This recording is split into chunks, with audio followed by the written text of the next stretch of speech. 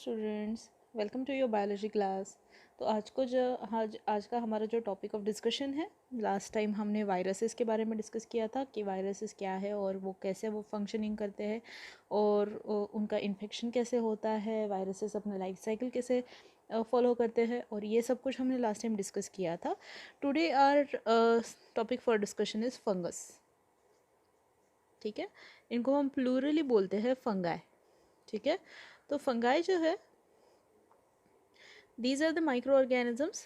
Generally ये microscopic बहुत कम होती है। ठीक है, हमें ये नेकेड आई से भी दिखती है, but most of the funguses जो है उसका अगर हम डिटेल इंट्रिकेट स्ट्रक्चर देखना चाहते हैं then we have to use microscope. ठीक है, ये नेकेड आई को ऐसे ही दिखाई नहीं देती है, ये दिखाई देती तो है बट उसका सिर्फ थ्रेड लाइक स्ट्रक्चर दिखाई देता है, बट हम इसका डिटेल नहीं स्टडी कर सकते without a microscope. So hence it is a micro organism. Okay, so fungi को हम normally we call them as non green plants also.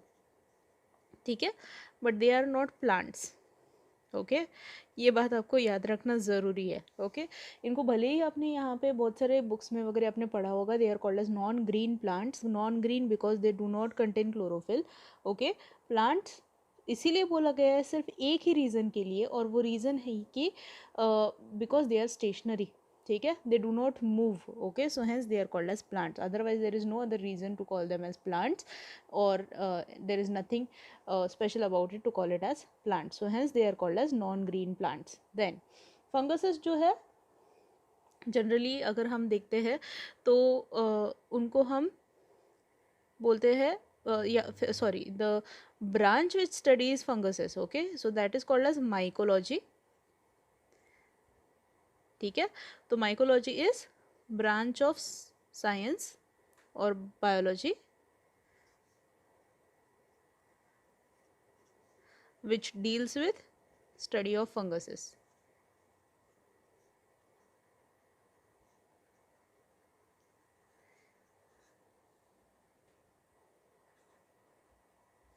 ठीक है, तो माइकोलॉजी उस ब्रांच का नाम है जो फंगस को स्टडी करता है। ठीक है, देन ऑल्सो फंगसेस के स्ट्रक्चर के बारे में आज हम डिस्कस करने वाले हैं। ठीक है, तो पहले तो हम डिस्कस कर लेते हैं कि फंगस का हैबिटेट क्या है। ठीक है, सो अगर हम मोस्टली फंगसेस को देखते हैं then funguses they grow,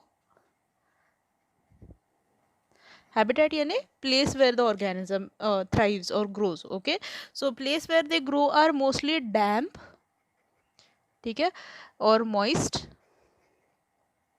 and warm. ठीक है, तो ऐसी कोई भी जगह जो डैम्प हो, मॉइस्ट हो या फिर जिसमें वार्मथ हो, ऐसी जगहों पे फंगस आराम से ग्रो हो जाता है। जैसे फॉर एग्जांपल वेट क्लॉथ्स। ठीक है, वेट क्लॉथ हो या फिर जाके ओल्ड लेदर शूज़। ठीक है, या फिर अभी बारिश का मौसम आएगा तो आप इसमें बहुत सारे बार देख सकते हो कि डैम्प वॉल्स के ऊपर जनरली फंगस ग्रो होता है। ठीक है, या फिर लेदर के सारे गुड्स जो होते हैं जैसे वॉलेट हो गया या फिर चप्पल हो गया, कुछ भी हो लेदर के रिलेटेड, तो लेदर के गुड्स के ऊपर जनरली फंगस ग्रो होता है। ठीक है, या फिर ऑन मॉइस्ट ट्री ट्रंक्स भी। ठीक है, इस पे भी फंगस जो है वो ग्रो हो जाता है। Okay, etcetera.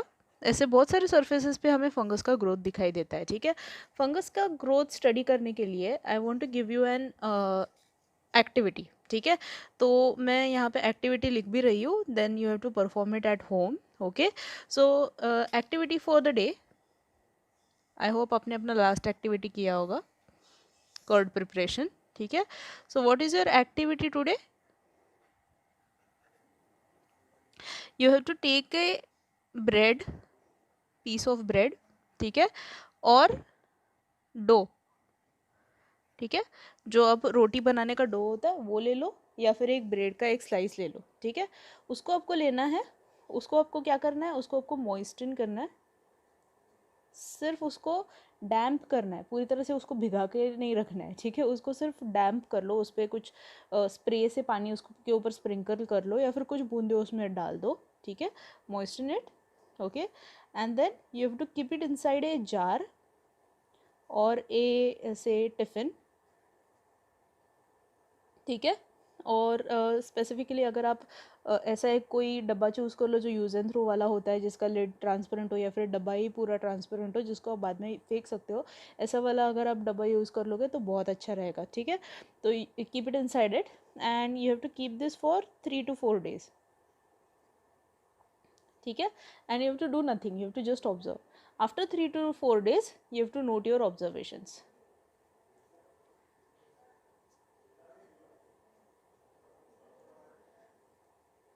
ठीक है। उसके ऊपर आपको फंगस का ग्रोथ दिखाई देगा, उसके ऊपर आपको उसके ऊपर आपको उसकी ग्रोथ होती हुई दिखाई देगी। और ये सारी ग्रोथ और उसके ऊपर किस तरह के स्पोर्स है या फिर कलर के स्पोर्स है ये आपको मुझे बताना है, और उसका आपको क्लिक अ पिक्चर अपना रेगुलर, ठीक है, एंड पोस्ट ऑन ग्रुप, ठीक है। ये एक्टिविटी आपको करनी है फॉर स्टडी ऑफ फंगसेस, ठीक है।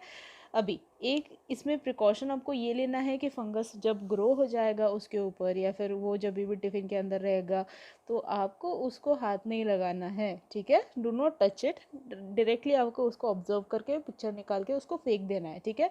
बिकॉज मोस्टली फंगसेस जो है वो इन्फेक्शियस होती है, तो I don't want you all to get into any infection और allergy, so better way keep it into a transparent डब्बा, click a picture of it अच्छे से और फिर उसको फेंक देना है, ठीक है। सो ये आपका एक्टिविटी है for study of funguses, okay. Then let us continue with the characteristics of funguses, ठीक है। तो जैसे हमने यहाँ पे डिस्कस किया हुआ है कि फंगस का कैरेक्टरिस्टिक क्या है कि वो ग्रो कहाँ पे होता है, ठीक है। उसके बाद नेक्स्ट उसका कैरेक्टरिस्टिक है कि फंगसेस को अगर हम देखते हैं then they are unicellular and multicellular colonial, ठीक है। बोथ होते हैं। जनरली यूनिसेलुलर में एक ही फंगस आता है जिसका नाम है यीस्ट, ठीक है। बाकी सारे फंगसेस मल्टीसेलुलर है, ओके। देन नेक्स्ट कैरेक्टरिस्टिक जो है इसमें से या फिर माइल्ड्यूज भी एक एग्जांपल है, sorry, yeast and mildews and then others are multicellular, ठीक है। देन ये मल्टीसेलुलर होने के साथ जैसे मैंने पहले भी बोला ये कॉलोनियल है, ठीक है। तो it forms colonies of unicellular cells because of which they are growing in groups, okay. They can be doing aerobic respiration, अभी आपको रेस्पिरेशन के बारे में पता है, एरोबिक यानी oxygen dependent and anaerobic both, ठीक है, यानी कि विदाउट ऑक्सीजन भी ये लोग कुछ फंगसेस जो है वो ग्रो होते हैं, ठीक है। तो it does both aerobic and anaerobic respiration. Then next characteristic is funguses जो है मोस्टली अगर हम देखते हैं कि they can be free living, they can be parasitic और they can be saprophytic in nature, ठीक है। तो इनका मोड ऑफ न्यूट्रिशन मैं लिख देती हूँ,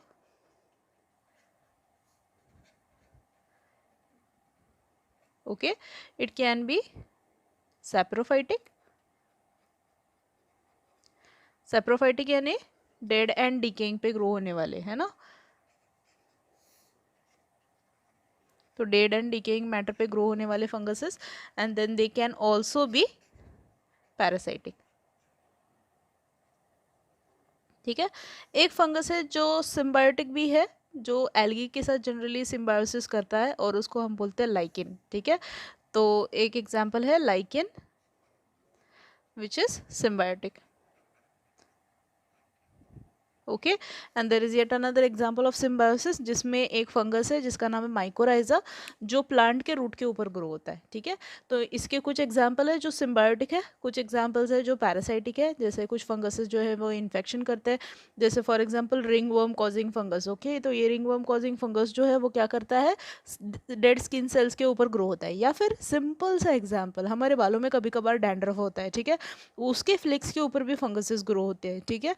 या फिर जाके ये सैप्रोफाइटिक होता है यानी डेड एंड डिकेइंग पे ग्रो होने वाले, ठीक है। अब जो लेदर गुड्स है उसमें भी आप देख लो कि लेदर जो बनता है that is form from dead organism, okay. तो ये लेदर जो है उसके ऊपर भी ये फंगस जल्दी ग्रो होता है, ठीक है। So hence dead and decaying पे जनरली फंगसेस ग्रो होते हैं, इसीलिए उसका मोड ऑफ न्यूट्रिशन है इधर इट विल बी सैप्रोफाइटिक और इट विल बी पैरासाइटिक। तो इसीलिए फंगसेस जो है वो एनवायरनमेंट को क्लीन रखने में भी हेल्प करते हैं, ठीक है। देन ऑल्सो दे जो फंगसेस है, कुछ फंगसेस जैसे मशरूम्स हो गए, ठीक है, ये लोग काफ़ी बड़े होते हैं साइज में, so they can be seen with naked eyes, okay. और ये लोग आराम से हमें into our vicinity tree trunks पे ये बहुत सारी जगहों पे ग्रो होते हुए दिखाई देते हैं. Now let us talk about structure of funguses. Okay, तो फंगल स्ट्रक्चर जो है वो कैसा है. ओके, तो फंगस का बॉडी जो है इट इज थ्रेड लाइक.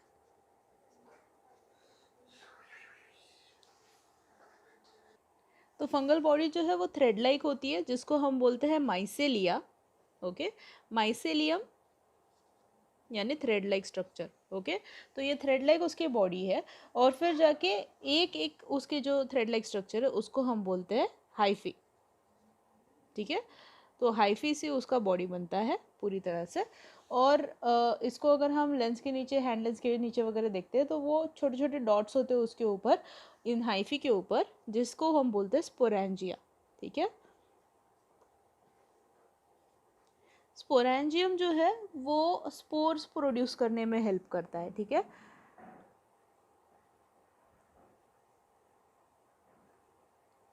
यहाँ पे दो चीज़ें हमने देखी है फंगस के बारे में कि उसका its structure is made up of hyphae and it contains sporangia which produces spores. Okay, तो अगर मुझे ड्रॉ करना है फंगस का स्ट्रक्चर तो कैसे ड्रॉ करेंगे वो आज हम यहाँ पे स्टडी करेंगे. ठीक है, तो सबसे पहले तो उसमें जैसे मैंने पहले भी बताया उसका body surface is made up of mycelia. ठीक है, तो माइसेलिया जो है वो थ्रेड लाइक होती है ऐसे कुछ.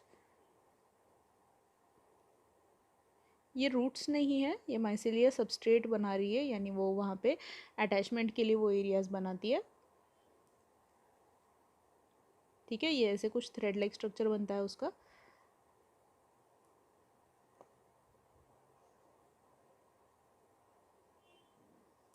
जो भी सरफेस पे ग्रो हो रही है उसके पैरेलली ये ग्रो होता है. ठीक है, और फिर जाके उसमें से ये सारा हॉरिजॉन्टली ग्रो हो रहा है. ठीक है, ये हॉरिजॉन्टल ग्रोथ जो है वो फंगस का होता है.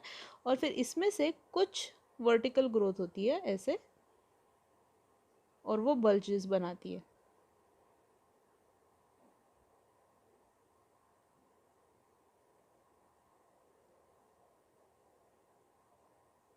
These are called as sporangia.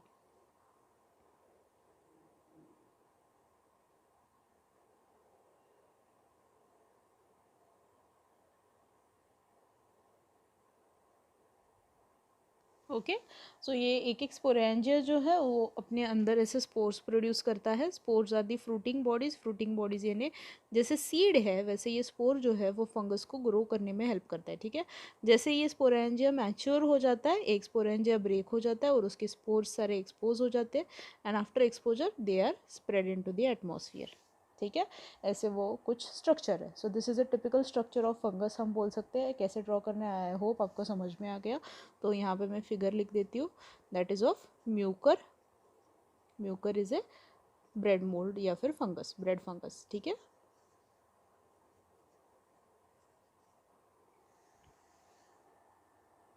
अब ये हो गया एक मल्टीसेल्युलर फंगाई. ठीक है, अब एक यूनिसेल्युलर फंगाई का डायग्राम ड्रॉ कर लेते हैं. ठीक है, दैट इज़ यीस्ट.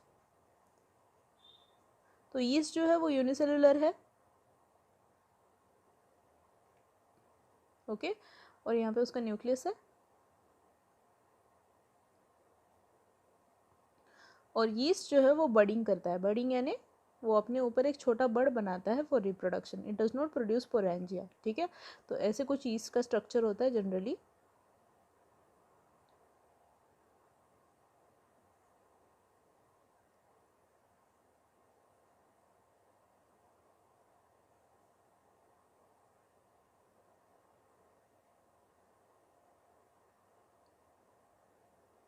ओके, ऐसे वो आउटग्रोथ्स बनाता है. That is unicellular fungus yeast.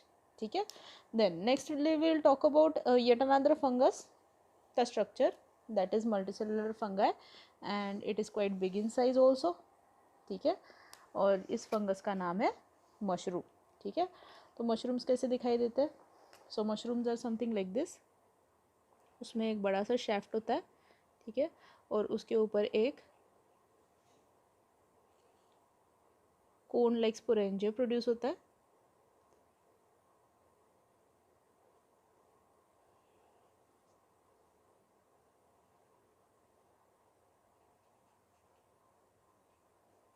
हम जनरली मशरूम को इतना ही देखते हैं, ठीक है, बट मशरूम का ग्रोथ जो है वो इसके भी अंदर होता है, ओके।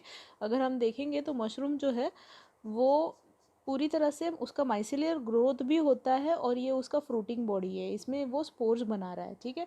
तो यहाँ पे ऊपर वाला जो स्ट्रक्चर है उस पर स्पोर्स बनते हैं, ये उसका शैफ्ट है, जैसे ये वाला शैफ्ट है, और उसके अंदर जो ज़मीन के नीचे ग्रोथ हो रही है वहाँ पे उसका माइसेलिया होता है, ठीक है। So this is mushroom, okay. तो जैसे हम मशरूम की डिस्कशन कर रहे थे तो मशरूम के कुछ कैरेक्टरिस्टिक्स मैं बता देती हूँ आपको। सो मशरूम्स, जैसे मैंने पहले भी बोला, जनरली जो हमें दिखाई देता है वो उसका फ्रूटिंग बॉडी होता है जिसमें स्पोर्स बनते हैं, ठीक है। Its mycelia grows below the soil और below the bark of the tree, ठीक है, ओके। और ऐसे उसकी ग्रोथ हमें दिखाई देती है, ठीक है। और मशरूम जो है वो जनरली वुड के ऊपर, वुड लॉग्स के ऊपर, डेड वुड लॉग्स के ऊपर ग्रो होता है, या फिर जहाँ पे वेट सॉइल होता है वहाँ पे ग्रो होता है। रेनी सीजन में आप बहुत सारे बार मशरूम्स को यहाँ वहाँ ग्रो होता हुआ देखते हो, ठीक है। तो ये सारी चीज़ों में आपको मशरूम दिखाई देता है। तो उसके माइसेलिया जो है वो ज़मीन के नीचे होती है और ऊपर में सिर्फ उसका फ्रूटिंग बॉडी दिखाई देता है जो अम्ब्रेला शेप का है, ठीक है।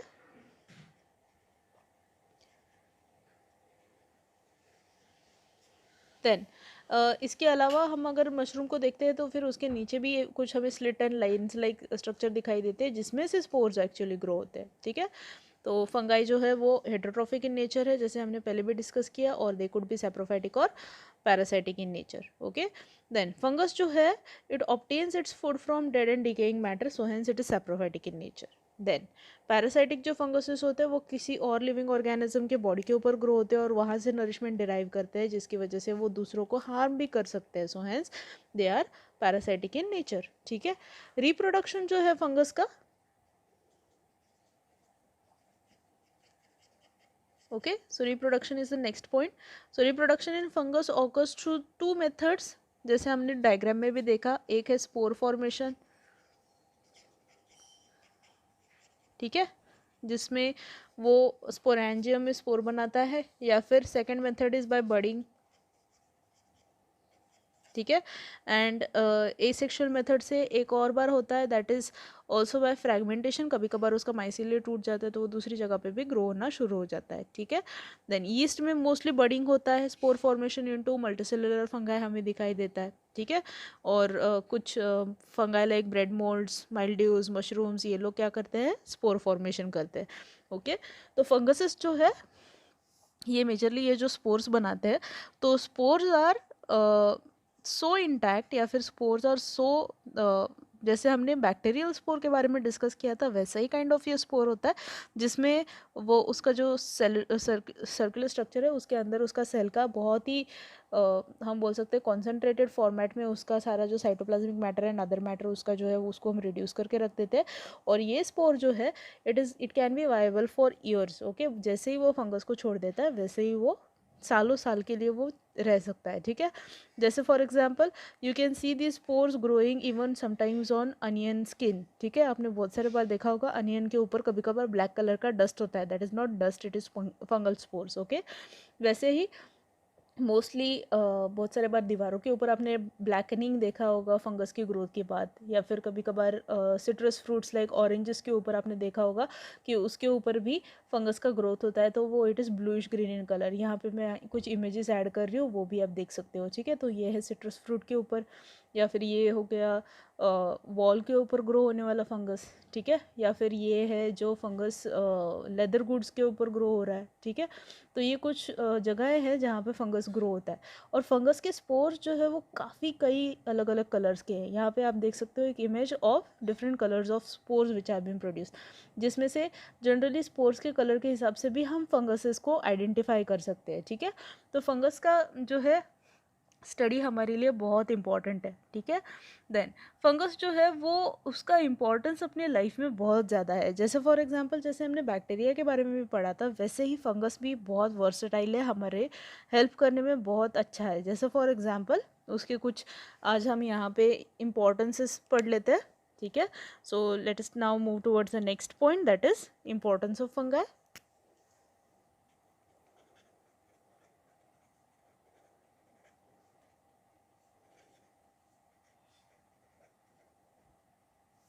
ठीक है. तो इम्पोर्टेंस ऑफ फंगाई में हम क्या स्टडी करते हैं? तो सबसे पहला आता है A, that is in medicinal industry.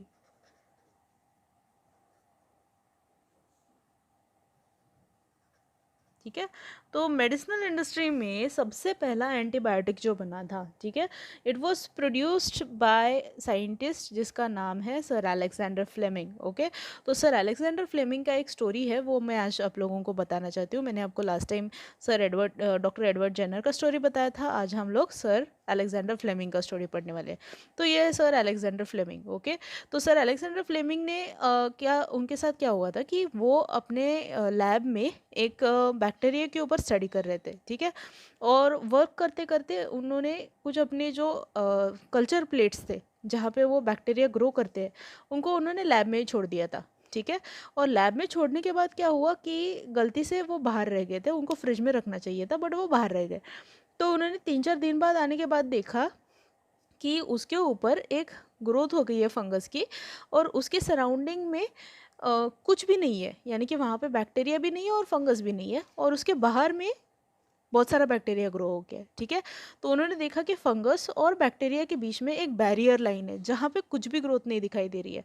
So he thought कि there is something into this area which has से stop the growth of bacteria in entering inside that area. ठीक है. तो उन्होंने क्या किया, वहाँ से वो सब्सटेंस को आइसोलेट किया, उसको निकाला, प्यूरिफाई किया, और उन्होंने देखा कि ये एक ऐसा सब्सटेंस है उसको उसकी वजह से बैक्टीरिया उस एरिया में ग्रो होने से डरता है. ठीक है. या फिर बैक्टीरिया जो है वो मर जाता है. ठीक है. तो उन्होंने उस फंगस को सबसे पहले आइडेंटिफाई किया और उसको नाम दिया, दैट वाज पेनिसिलियम नोटाटम नाम का फंगस. और ये पेनिसिलियम नोटाटम से उन्होंने फर्स्ट एंटीबायोटिक डिराइव किया जिसका नाम है पेनिसिलिन. ठीक है. तो Penicillium notatum was the first fungus who gave us first ever antibiotic जिसका नाम है पेनिसिलिन. तो पेनिसिलिन का यूसेज उसके बाद में बहुत ज़्यादा होने लगा, क्योंकि उसके पहले इंजरीज एंड एक्सीडेंट्स की वजह से जो होने वाले इन्फेक्शंस थे या फिर जाके जनरल इन्फेक्शंस थे, उससे लोगों की डेथ बहुत ज़्यादा होती थी. बट देन एंटीबायोटिक वर्ड में ही इसका उसका मीनिंग है, anti is against, biotic is life. Okay. So first ever antibiotic was produced. तो उसकी वजह से बहुत सारी डिसीजेस के ऊपर ट्रीटमेंट मिलना शुरू हो गया, बहुत सारे इंजरीज को ट्रीट करना बहुत आसान हो गया, सोल्जर्स के लिए ट्रीटमेंट्स मिलना बहुत आसान हो गया. ठीक है. तो because of this the people were started to say life saving ऐसा एक रिसर्च हमें थ्रू फंगस और उसके ये प्रोडक्ट की वजह से हमें मिल गया. ठीक है. तो यहाँ पे आते हैं हम फिर से. So in medicine many antibiotics are produced from funguses.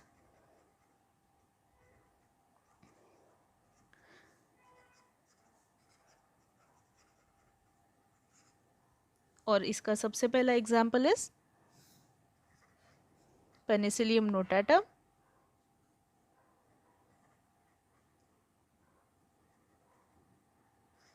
ये फंगस का नाम है, प्रोड्यूसेस एंटीबायोटिक जिसका नाम है पेनिसिलिन. ठीक है.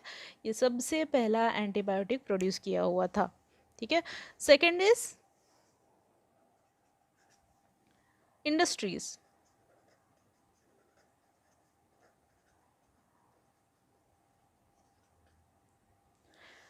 तो इंडस्ट्रीज में हमने क्या क्या यूसेज किया है फंगसेस का? तो अगर हम देखते हैं into baking and brewing industry. ठीक है. तो ब्रूइंग इंडस्ट्री इज जहाँ पे हम लोग प्रोडक्शन ऑफ अल्कोहलिक बेवरेजेस करते हैं. ठीक है. तो उनको बोलते हैं ब्रूअरी. ठीक है. तो ब्रूअरी में और फिर जाके बेकरी में,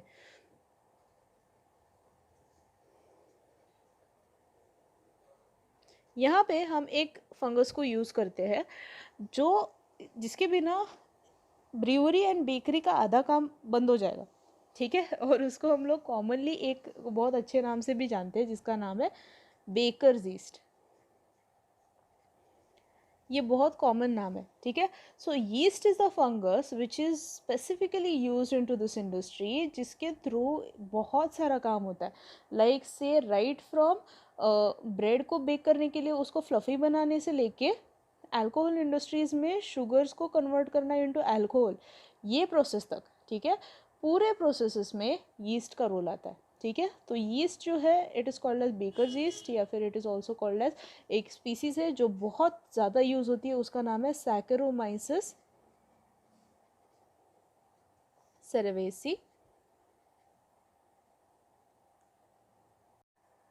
सैक्रोमाइसिस सेरेवेसी, जिसको हम लोग बोलते हैं बेकर्स ईस्ट, ठीक है। तो इसको हम लोग क्या करते हैं, बेकिंग एंड ब्रूइंग इंडस्ट्री में यूज़ करते हैं, जिसके through most of the work जो है बेकिंग एंड ब्रूइंग इंडस्ट्री का वो कंप्लीट होता है, ठीक है। देन इसके अलावा और क्या हम करते हैं इंडस्ट्री में यूज़, तो वो है चीज़ प्रोडक्शन में। ये मैंने आपको लास्ट टाइम बैक्टीरिया के टाइम में भी बताया था, ठीक है।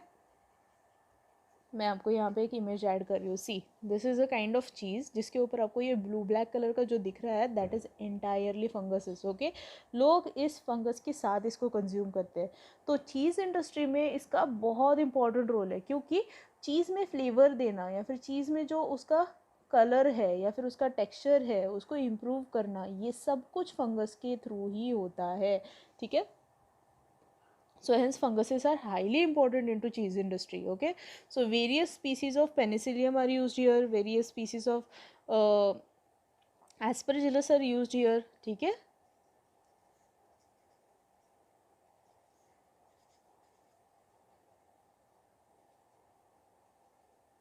are used here for the production of cheese, okay। तो cheese industry में भी बहुत ज़्यादा importance है of funguses। then third is into vitamin production,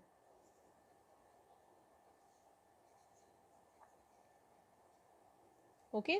सो हमें पता है कि विटामिन्स जो है वो हमारी बॉडी बनाती है, ओके। तो उसको हम कहाँ से प्रोड्यूस करेंगे, क्योंकि मार्केट में तो हमें विटामिन के टैबलेट्स अवेलेबल है, ठीक है। तो क्या हम लोग क्या किसी इंसान की बॉडी में से उसको एक्सट्रैक्ट करके उसका बनाते हैं क्या, no, it is produced from micro organism, ठीक है। So many micro organisms they are involved into production of different kind of vitamin, ठीक है। जैसे for example vitamin B complex is produced by yeast, okay.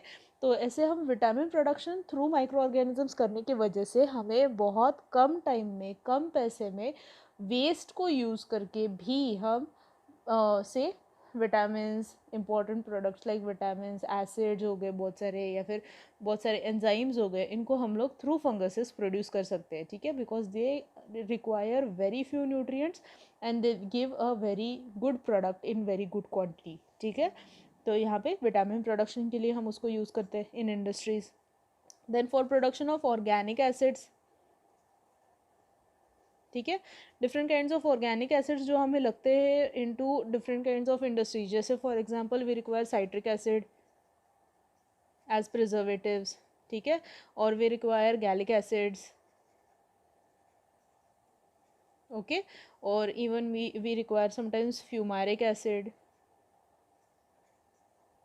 तो ये different kinds of जो acids है these are produced with the help of funguses like Aspergillus species, या फिर Aspergillus Niger से हम प्रोड्यूस कर लेते हैं साइट्रिक एसिड, या फिर म्यूकर के स्पीसीज से हम लोग फ्यूमारिक एसिड प्रोड्यूस करते हैं। ये सारे जो एसिड्स हैं इनका प्रोडक्शन के लिए भी हम लोग फंगस को यूज़ करते हैं। Previously whenever we use to produce these acids we use to produce them with the help of से केमिकल प्रोसेसेस, ठीक है, जो काफ़ी कॉस्टली होती थी और इसमें बहुत ज़्यादा एनर्जी भी यूटिलाइज होता था और बहुत ज़्यादा टाइम कंज्यूमिंग भी होता था।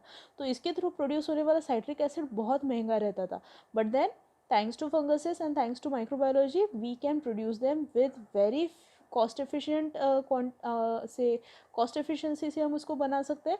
ऊपर से हम इसको जब बनाते हैं तब उसका क्वालिटी एंड क्वांटिटी भी काफ़ी अच्छा होता है, ठीक है। तो hence we can produce these all acids also using funguses. Then enzyme production. Now there are different kinds of enzymes. सबसे पहले तो water enzymes. So enzymes are few substances जिसको हम catalyst बोलते हैं। अब chemistry में catalyst पढ़ते हो, right? Catalysts are things which will fasten up the reaction. वैसे ही enzyme जो होता है वो क्या करता है, बहुत सारी चीज़ों का breaking जो है वो बहुत आसान कर देता है। जैसे for example there is an enzyme जिसका नाम है sucrase, ठीक है, जो शुगर को ब्रेक डाउन करने में हेल्प करता है। देयर इज अ एंजाइम जिसका नाम है माल्टेज, ठीक है, माल्टोज शुगर को ब्रेक करने में हेल्प करता है। There are different enzymes like invertase, okay तो ये सारे एंजाइम्स जो है ये कुछ ना कुछ चीज़ें ब्रेक करने में, मेक करने में हेल्प करते हैं हमारी, ठीक है। तो बहुत सारे रिएक्शंस में इनको हम यूज़ करते हैं। तो बहुत सारे यीस्ट के स्पीसीज़, फंगस के स्पीसीज़ को यूज़ करके हम लोग ये सारे एंजाइम्स को बना सकते हैं। इसके अलावा अगर हम देखते हैं फंगसेस के ये जो एंजाइम्स है, majorly we use them into cleaning industries also. Like for example detergents में आप बहुत सारे बार देखते हो कि पिंक कलर के, ब्लू कलर के जो पार्टिकल्स होते हैं, दीज आर एंजाइम्स। तो ये एंजाइम्स क्या करते हैं, they act on the say the particles, food particles which have stuck on our clothes, और फिर उसको वो डिग्रेड कर देते हैं, जिसकी वजह से क्लीनिंग प्रोसीजर जो है वो आसान हो जाती है, ठीक है। Then funguses, use of funguses into agriculture.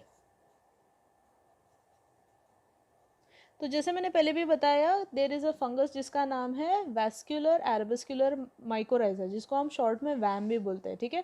वैम fungus जो है ये सिम्बायोटिक फंगस है। ये ग्रो होता है on the root surface of few plants, जो nitrogen fixation and water absorption में बहुत ज़्यादा हेल्प करता है, ठीक है। तो ये फंगस जो है वो फिर से एग्रीकल्चर में हेल्प करेगा, ठीक है। They also help into increasing soil fertility, ठीक है। तो मोस्टली फंगसेस को हम यूज़ करके सॉइल फर्टिलिटी इंक्रीज करते हैं। राइजोपस स्पीसीज हो गया या फिर एस्परजिलस स्पीसीज हो गया, इनको यूज़ करके हम एग्रीकल्चर में भी इससे से different kinds of products and usages होते हैं इसके। Then as food, okay, majorly हमें पता है एक तो सबसे फेमस है mushrooms, okay. Mushrooms are funguses which are used as food material, ठीक है। उसके अलावा some funguses like Morchella fungus जो हो गया, या फिर क्लेवेरिया फंगस जो है, इनको भी हम लोग एज फूड यूज़ करते हैं, ठीक है। यीस्ट को हम लोग ब्रेड में कन्वर्ट करते टाइम या फिर ब्रेड प्रिपरेशन के टाइम यूज़ करते हैं, ठीक है। So these all funguses can be use for से फूड ऑल्सो, ओके। सो ये सारी चीज़ें हैं जो इंडस्ट्रियल यूसेजेस से लेके importance of fungus, then antibiotic production से लेके इंडस्ट्रीज में उसका यूसेज, या फिर agriculture and even as food. तो ये सारी यूसेजेस है फंगसेस के। इसके अलावा इसके कुछ न्यूसेंस भी है जो हम बाद में स्टडी करने वाले हैं ऑल टुगेदर, कि कैसे ये सारे माइक्रो ऑर्गेनिजम्स हार्मफुल है, ठीक है। तो फिलहाल के लिए we will stick to usages of funguses, okay. तो आई होप ये चैप्टर भी आपको, ये चैप्टर का छोटा सा जो टॉपिक है आपको समझ में आ गया अबाउट फंगसेस। इसके अलावा आपको आई होप की स्टोरी ऑफ अलेक्जेंडर फ्लेमिंग भी समझ में आ गई, कि कैसे उन्होंने सबसे पहला एंटीबायोटिक डिस्कवर किया था और जाके फंगसेस के बारे में। तो मैं इसके एंड में भी कुछ फंगसेस के इमेजेस डाल रही हूँ, जो आप देख सकते हो कि कैसे फंगसेस यूज़फुल है हमारे लिए। और फिर ये डिफरेंट काइंड्स ऑफ चीज़ेस के बारे में भी कुछ इमेजेस है, वो भी मैं ऐड कर दूँगी, ठीक है। I hope this has help you to understand. जो रिव्यू क्वेश्चंस है ऑन आपके शीट्स में पेज नंबर 9 पे फंगस के रिलेटेड, वो आपको सॉल्व करने हैं। एक्सरसाइज में जो फंगस के रिलेटेड क्वेश्चन है उसको आपको होमवर्क के लिए सॉल्व करना है, ठीक है। तो आई होप आप आपका होमवर्क कर रहे हो। सो अगर आपका होमवर्क हो गया और एक्टिविटी भी हो जाए तो आपको उसके इमेजेस मुझे भेजने हैं, ठीक है। So I will meet you in to next class. Till then bye.